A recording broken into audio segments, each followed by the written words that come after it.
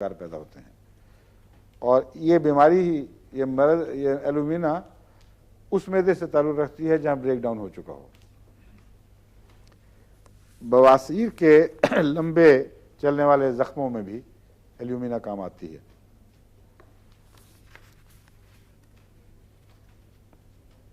اس میں تیزابیت ایک نمایاں چیز ہے، مردوں کے بھی کام آتی ہے، عورتوں کے بھی کام آتی ہے، لیکن جب تیزابیت کے آثار پائے جائیں۔ عورتوں میں جو لیکوریا وغیرہ کی بیماریاں ہوتی ہیں ان میں اس کا لیکوریا کی اگر یہ دوا ہے تو لیکوریا لازماً تیزابی ہوگا۔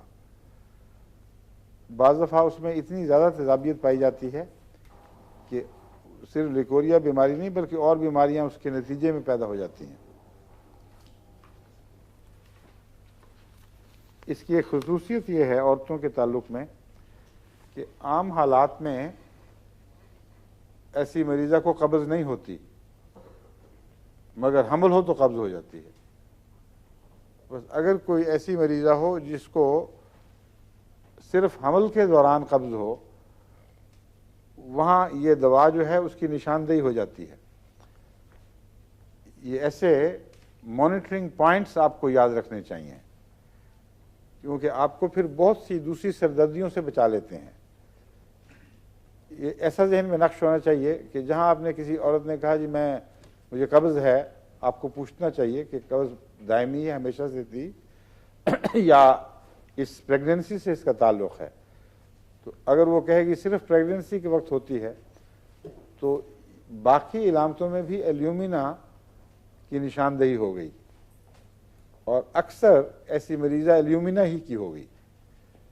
اس لیے پھر باقی جھگڑے ختم ہو جاتے ہیں۔ ایسے مریض کی اکثر دواؤں میں ایلومینا کو کام کرنا چاہیے، مگر ضروری نہیں ہے۔